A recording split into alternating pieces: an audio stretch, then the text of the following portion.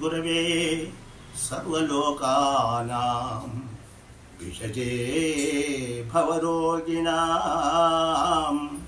నిదయే సర్వవిద్యానాం శ్రీ దక్షిణామూర్తయే నమః. శ్రీ దక్షిణామూర్తయే నమః. ప్రేక్షక మహాశైలకు, శ్రోత్ర మహాశైలకు శుభాభివందనములు. మనము మునుపు ఎపిసోడ్లో ఆషాఢ శుద్ధ పౌర్ణిమ, గురు పౌర్ణిమ అనేటువంటి విషయాన్ని గురించి వివరించినాము. మరి ఆ గురు పౌర్ణిమలో గురువు యొక్క విశిష్టత అనేటువంటిది ఎట్లా ఉంటుంది, ఆ గురువు యొక్క దయ, గురువు యొక్క కృప లేకపోతే ఏం జరుగుతుంది అనేటువంటి ఒక విషయాన్ని పురాణ గాథ ఒకటి చెప్పదలుచుకున్నాను. అది ఏమంటే, అందరికీ తెలుసు, గురువు దేవతలకు గురువు బృహస్పతి, రాక్షసులకు గురువు శుక్రాచార్యులు. ఇది అందరికీ తెలిసిందే. మరి అటువంటి గురువు అయినటువంటి బృహస్పతి యొక్క అనుగ్రహము ఆ ఇంద్రుడికి లోపించినప్పుడు ఏమి జరిగింది, ఆ గురువు యొక్క దయ తప్పితే ఏమి జరుగుతుంది అనేటువంటి ఒక విషయాన్ని ఒక చిన్న కథగా తెలియజేస్తున్నాను. ఈ దేవతలకు రాజు గురువు అని మనకి తెలుసు. ఈ ఇంద్రుడు ఒకానొకప్పుడు ఇంద్రసభలో అప్సరసలైనటువంటి రంభ, ఊర్వశి మొదలైనటువంటి అప్సరసలతో కూడి సభలో వాళ్ళు నాట్యం చేస్తూ ఉంటే చూస్తూ ఆనందపరవశుడై ఉన్నాడనమాట. అటువంటి సమయంలో బృహస్పతి ఆ సమావేశంలోకి, ఆ స్థలంలోకి వచ్చాడు, ఆ సభలోకి వచ్చాడు. వస్తే ఇంద్రుడు ఆయనను చూసి కూడా చూడనట్లు ఉదాసీనం చేశాడు. దేవతలందరి ఎదురుగా ఆయన ఎప్పుడైతే ఆయన ఉదాసీనత చూపించినో ఆయన మీద గురువుకు కోపం వచ్చిందంట.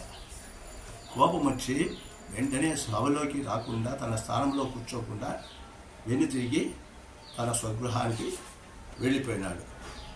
సరే, సభ అంతా అయిపోయింది. సభ అంతా అయిపోయిన తర్వాత అప్పుడు గురువు లేడు అనేటువంటి, సభలో లేనటువంటి గుర్తించి ఆయన భయం అయిపోయింది ఇంద్రుడికి. గురువు గారికి కోపం వచ్చినట్టుంది, ఎట్లయినా కానీ ఆయన శరణులు వచ్చి ఆయన దయను చేసుకోవాలా, దయను మనం కాపాడుకోవాలా, ఆయన కృపను పొందవాలా, ఆయనను శరణులు వచ్చాలా, తప్పని క్షమించవాలా అనేటువంటి మనసుతో ఆయన ఇంటికి పోయాడు. పోతే అక్కడ ఆయన లేడు. వెంటనే ఇంద్రుడు వస్తువుని గమనించి అక్కడ లేకుండా ఆయన అదృశ్యుడైపోయాడు. సరే, ఇంద్రుడు వచ్చినాడు, చూస్తే అక్కడ గురువు గారు బృహస్పతి గారు లేరు. బృహస్పతి లేడనేటువంటి విషయం తెలుసుకున్నాడు. చాలా చింతించినాడు. నేను ఎంత తప్పు చేసినాను, గురువు పట్ల ఎంత నిర్లక్ష్యంగా ప్రవర్తించినాను అనేది ఆయన మనసులో చాలా బాధపడ్డాడు. సరే, ఎప్పుడైతే ఈ గురువు యొక్క కృప తప్పిపోయింది అనేటువంటి విషయము రాక్షసులకు తెలిసిపోయింది. రాక్షసులకు తెలిసిపోతేనే రాక్షసులు ఏనాడు కూడా వాళ్ళ గురువును మర్చేవాళ్ళు కాదట.